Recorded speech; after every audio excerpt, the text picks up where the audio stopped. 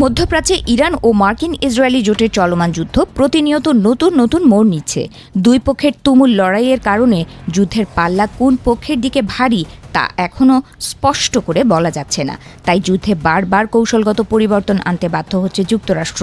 এ পরিস্থিতিতে বিশ্বখ্যাত satellite imaging company planet labs ঘোষণা করেছে যে তারা ইরান এবং মধ্যপ্রাচ্যের যুদ্ধ কবলিত অঞ্চলের কোনো ছবি বা দৃশ্য আর প্রকাশ করবে না।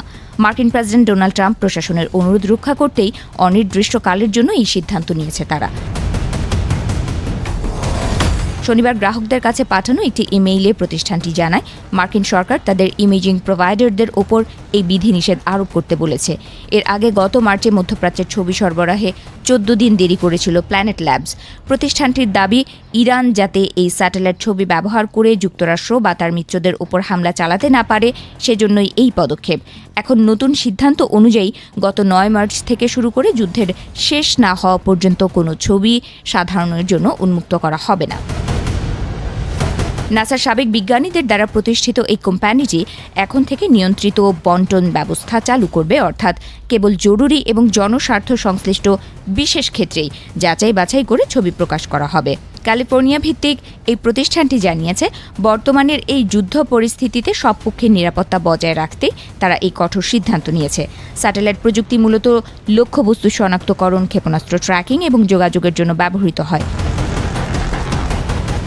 সামরিক বিশেষজ্ঞদের ধারণা, ইরান বাণিজ্যিক স্যাটেলাইট ছবি ব্যবহার করে তাদের হামলা নিখুঁত করছে।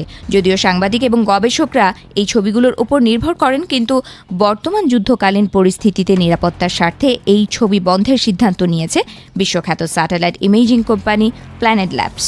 এদিকে বৈশ্বিক তেল বাণিজ্যের জন্য গুরুত্বপূর্ণ রুট হরমুজ প্রণালী খুলে দিতে ইরানকে নতুন সময়সীমা বেঁধে দিয়েছেন যুক্তরাষ্ট্রের প্রেসিডেন্ট ডোনাল্ড ট্রাম্প। তিনি জানিয়েছেন, মঙ্গলবার রাত 8টা পর্যন্ত সময় দেওয়া হচ্ছে। এর মধ্যে কোনো সমঝোতা না হলে ইরানের গুরুত্বপূর্ণ অবকাঠামোর বিরুদ্ধে ব্যবস্থা নেওয়া হবে বলে হুমকি দিয়েছেন তিনি।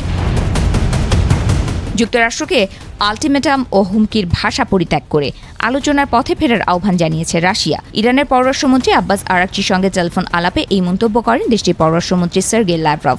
অন্যদিকে ট্রাম্পের ক্রমাগত হুমকির মুখে সর্বশক্তি দিয়ে দেশের সার্বভৌমত্ব ও জাতীয় নিরাপত্তা রক্ষা করতে প্রস্তুত বলে ঘোষণা দিয়েছে ইরান।